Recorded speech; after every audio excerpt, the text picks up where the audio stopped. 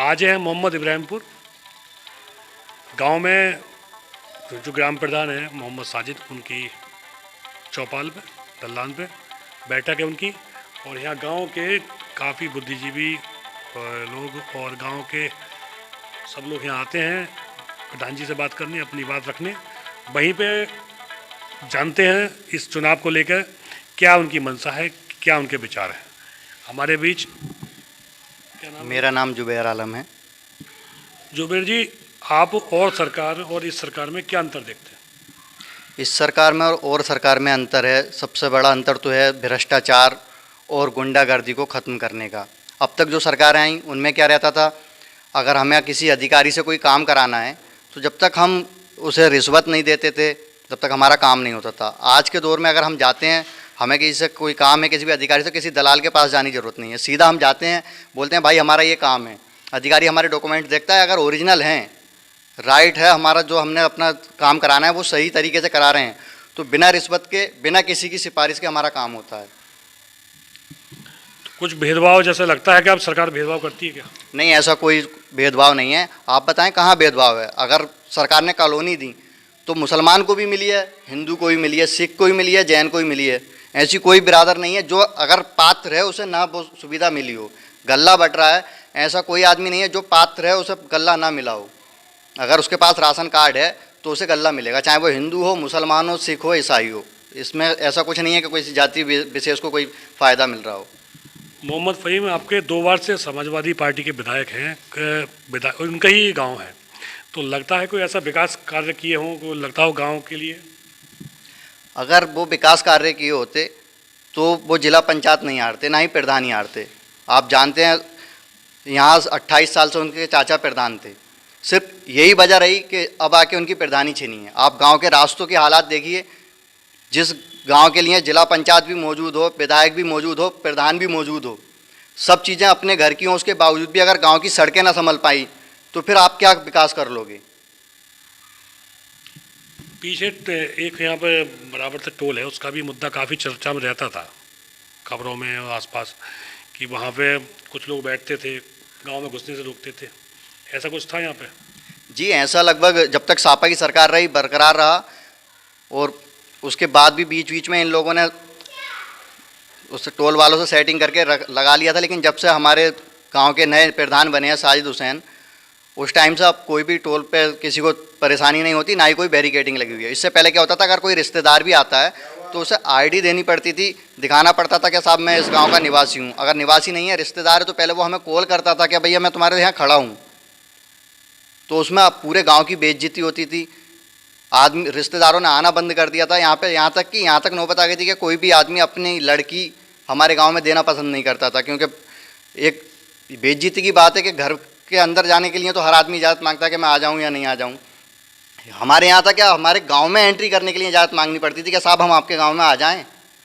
अगर उन्होंने पास कर दिया, उनकी गुंडागर्दी चलती थी, अगर उन्होंने पास कर दिया तो ठीक है, वरना आप वापस लौटो या टोल कटा के दोबारा से आओ, फिर गांव में घुसो। जबकि टोल हमारे गांव से आगे पड़ता है, लेकिन हमारे गांव के जो मेहमान थे उनके लिए आदेश होता था पहले आप टोल पे जाओ, पर्ची कटाओ अपनी टोल की, फिर आप गाँव में एंट्री करो। अब इस सरकार में कैसा लगता है, शांति व्यवस्था है, आराम से रहते हैं सब लोग? बहुत सुकून से सारे लोग रहते हैं, ना ही कोई चोरी होती है, ना ही कोई गुंडागर्दी है। इससे पहले क्या होता था, अगर हम अपने घर सो रहे हैं तो पता लगा ट्यूबवेल की मोटर गायब, ट्यूबवेल पे सो रहे हैं तो पता लगा घर में हमारी भैंसें बंधी हैं वो गायब। अब आदमी कहीं भी सोए सुकून से सोता है, ना ही कोई ट्यूबवेल पर किसी का खतरा है, ना घर में किसी चीज़ का खतरा है। जुबैर जी, क्या इस बार परिवर्तन की उम्मीद है कि इस बार परिवर्तन होगा विधानसभा, जो आपकी बिलारी विधानसभा है? जी, इंशाल्लाह बहुत अच्छे हालात हैं। भाजपा के जो प्रत्याशी हैं परमेश्वर लाल सैनी जी के, अगर अल्लाह ने चाहा तो कम से कम 30,000 वोटों से जीत कर आएंगे। परिवर्तन अब के निश्चित है।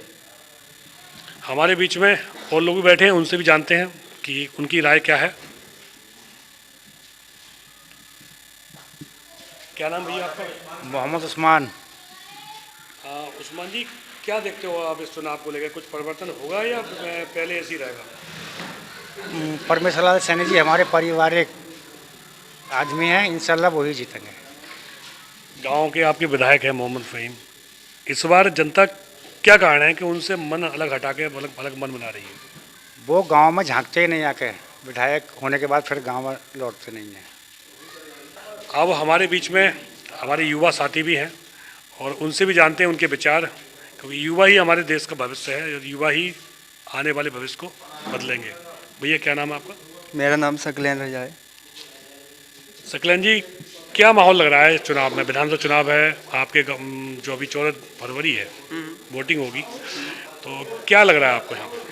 हमारे गांव में तो जो भी होता है प्रधान के उस पर ही होता है, जो भी पब्लिक होती है प्रधान के ही साथ होती है। जो पूर्व में प्रधान थे तो पहले पूर्व प्रधान के साथ पूरे गांव की पब्लिक थी, और अब जो प्रधान है मौजूदा उनके साथ पूरे गांव की पब्लिक है। पूरा समर्थन बीजेपी पार्टी के साथ है। आपको लगता है कि इस सरकार में और पहली सरकार में जो लाइट व्यवस्था है, विद्युत व्यवस्था, उसमें कुछ अंतर है या पहले ऐसी आती है? नहीं, बहुत ज़्यादा अंतर है। पहले इतनी लाइट नहीं आती थी, अब टाइम टू टाइम पूरी लाइट आती है। क्या कोई भेदभाव लगता है इस सरकार में आपको? नहीं, कोई भेदभाव नहीं है इस सरकार में। बहुत अच्छा है। जैसे कि कोई भी योजना है सरकार की तो वो सबके पास पहुंचती है, चाहे वो हिंदू हो या मुस्लिम हो या कोई भी धर्म का हो, सबके पास आती है। देखा आपने, सभी की जो विचार हैं यहाँ पे लेके बदलाव है, और ये बहुत बड़ी बात है कि मोहम्मद फ़हीम इसी गांव के रहने वाले हैं और उनके काफ़ी रिश्तेदार और उनके कुछ परिवार के लोग वो जो है उनका साथ छोड़ गए हैं नीतियों के कारण। उनके हो सकता है क्या कारण रहा हो, लेकिन जैसे ही लोग बता रहे हैं कि विकास नहीं हुआ, 28 साल तक कोई प्रधान नहीं बन सका इस गांव के अंदर। जब से भाजपा सरकार आई है लोगों में एक हिम्मत पैदा हुई, विश्वास पैदा हुआ कि बोल सकते हैं, कर सकते हैं, और इस गांव का जो लोकतंत्र 28 साल से बंद था वो लोकतंत्र बाहर आ पाया। आज जैसे मोहम्मद साजिद प्रधान ने बताया कि आज हर गांव के एक छोटे से एक बड़े आदमी का भी पूरा अधिकार है अपनी बात रखने का, अपनी बात कहने का। और जैसा कि मोहम्मद साजिद इस गांव के प्रधान कर रहे हैं, विकास कराएंगे और विकास के लिए आए हैं और विकास करेंगे, और इसीलिए उन्होंने भाजपा सरकार को साथ चुना है कि यहाँ अधिक से अधिक विकास हो और इस गांव को एक अलग पहचान बनाई जा सके। मोहम्मद इब्राहिमपुर से तेजवंशी राघव की रिपोर्ट।